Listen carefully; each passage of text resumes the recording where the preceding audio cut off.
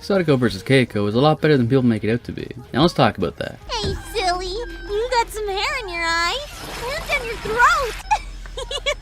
Alright, I'll stop messing around. 2016 Sadako vs Kayako is a crossover between Japan's two biggest horror icons, and sees two girls discover the haunted tape getting cursed by Sadako, and one girl moving in next door to Kayako's house. Let's address the biggest con that some people have, including professional critics. And yeah, I put that in quotes because you're just some dude with an opinion. I don't know how there's professional critics, but whatever. So, a lot of people complain about the movie taking too long for the two icons to meet and fight. They don't seem to realize there needs to be a story that connects them.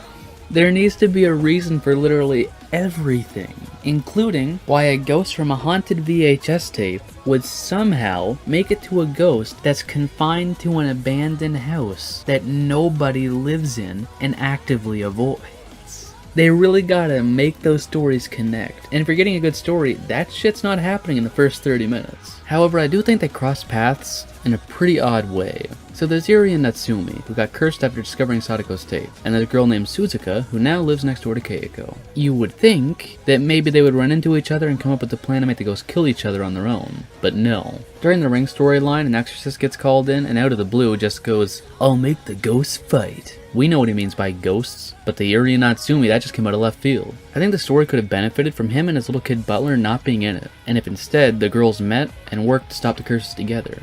That just made the most sense to me, and it also might have made the two stories connect a lot faster, but that's just my thoughts.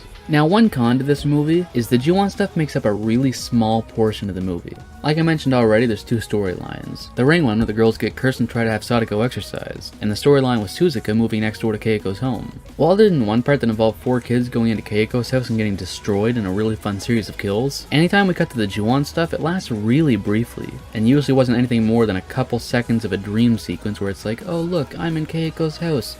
Poof, never mind, no I'm not. I get that if you enter you die, and so Suzuka couldn't go in it too early, but like I mentioned already, it would have been so much better if all 3 of the girls met and the stories emerged from there. That would have kept the Ju-on side of things alive, because this movie really feels like it's just a Ring movie with some Ju-on shit sprinkled in like a cameo.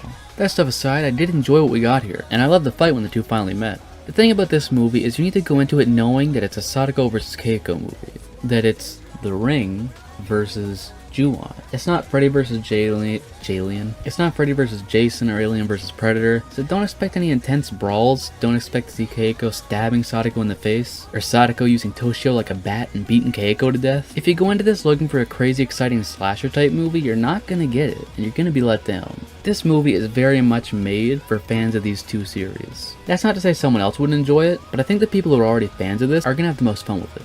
In the end, I'd rate this movie a solid 8 out of 10. I might have thought I could have connected the stories a lot better, but that didn't stop me from having a great time watching. That's been my thoughts on Sadako vs Kayako. If you've seen this movie, I'd love to hear your thoughts down in the comments below. Thank you for watching and have a nice day. Looking for more horror fun? You're goddamn right. Then check out the VHS comic book series, a parody of the horror genre that follows the lives of 3 teens as they fight to survive a horror movie, where every day is loaded with blood, boobs, and buds. The first 2 issues can be found in the description below. I was obsessed with VHS.